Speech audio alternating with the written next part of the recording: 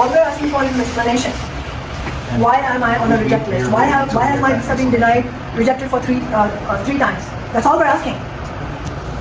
And we've asked the Consul General, Prakash. For Indians, this modern gatekeeping has come with a steep price. Let me show you a new report. In 2024, Indians lost 664 crore rupees in visa rejections. That's around $77 million lost.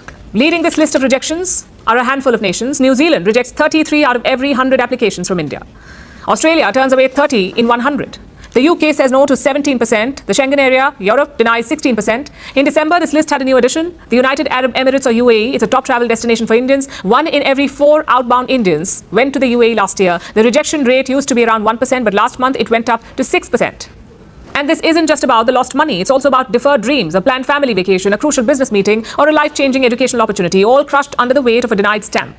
Have you ever dreamed of studying at a prestigious university, advancing your career in a global hub, or simply taking a well-deserved vacation in the United Kingdom?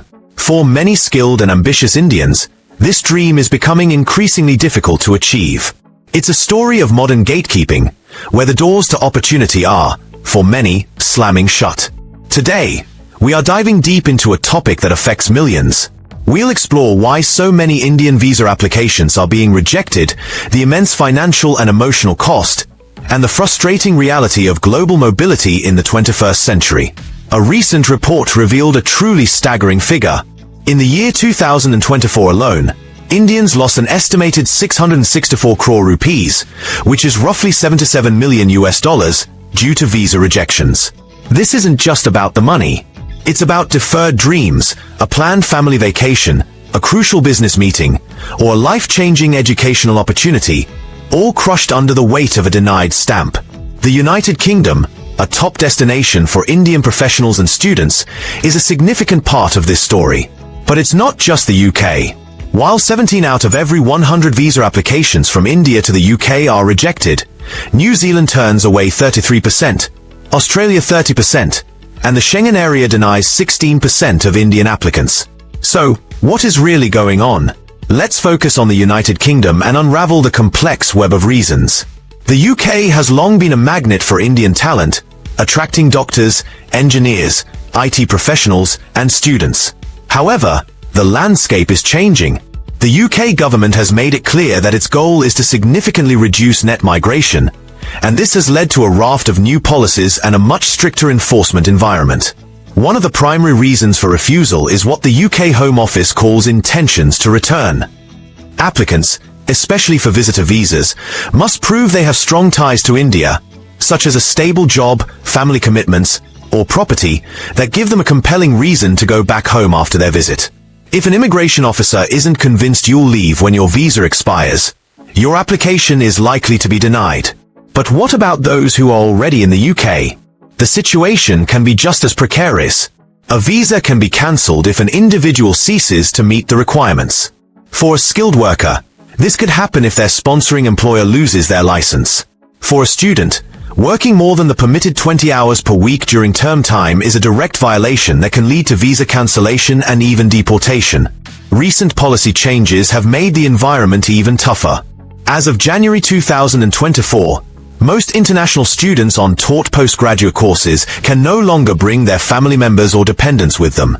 This is a huge deterrent for many who plan their lives and careers as a family unit. Let's talk about the application itself. The UK Home Office is notoriously strict. UK visa applications are frequently refused due to incomplete or incorrect application forms. Even a minor error, like a spelling mistake or missed question, can lead to an automatic rejection. There's no follow-up to request the missing information. The responsibility is entirely on you to get it perfect the first time. Another major hurdle is proving sufficient financial stability. Applicants must show they have enough funds to cover their travel, accommodation, and living expenses.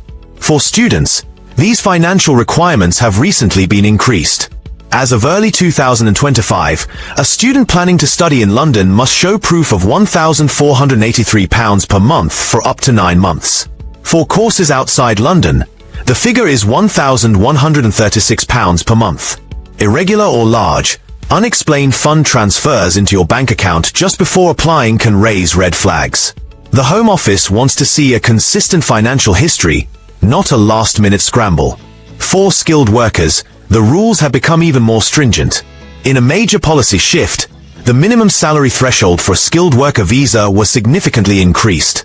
As of July 2025, the general salary threshold rose to £41,700, up from £38,700.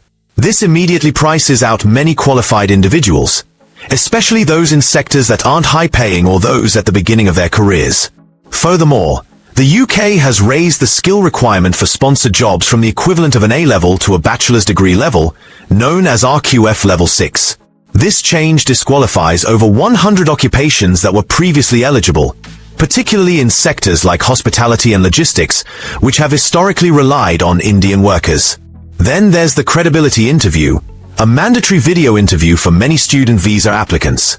A Home Office official will probe your reasons for choosing the UK, your specific course, your finances, and your post-study plans. Any perceived inconsistency or lack of genuine academic intent can lead to a refusal. While the UK's policies are a major factor, this trend isn't isolated. The post-pandemic travel boom has seen 25 million Indians travel abroad in just 10 months, a 12% rise since 2019.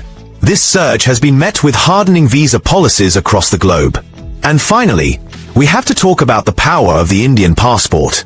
The Henley Passport Index ranks passports based on the number of destinations their holders can access without a prior visa. In the latest 2025 index, India's passport has climbed to the 77th position, allowing visa-free access to 59 countries. While this is an improvement from its 85th rank in 2024, it still places it behind countries with significant economic and political instability. How does the world's fifth largest economy, a nation brimming with skilled, educated, and ambitious individuals, have a passport that requires them to navigate such complex visa procedures for so many destinations? The West won't give a straight answer. What we are witnessing is a modern form of gatekeeping, where the gates are made of complex rules, shifting policies, and inherent biases. For millions of Indians, the cost is measured not just in lost money but in lost opportunities and deferred dreams. The skills are there, the ambition is there, but the gates, for now, remain stubbornly difficult to open. The UK government strategy is clear: to be more selective and raise the bar for entry as part of a plan to reduce overall net migration figures. This has involved increasing salary and skill thresholds, restricting dependence for students, and proposing a longer, 10-year path to permanent settlement for many. Even the popular graduate route visa, which allows students to work after their studies, is facing a proposed reduction in its duration. The message is that applicants must be more prepared, more diligent, and more aware of the rules than ever before. For every successful application, there are stories of frustration and disappointment. The dream of global mobility is real, but so are the hurdles. What are your thoughts on this? Have you or someone you know been affected by a visa rejection? Share your experiences in the comments below. Your story could help someone else navigate this challenging process. And if you found this video informative, please like, share, and subscribe for more deep dives into the issues that matter. Thank you for watching.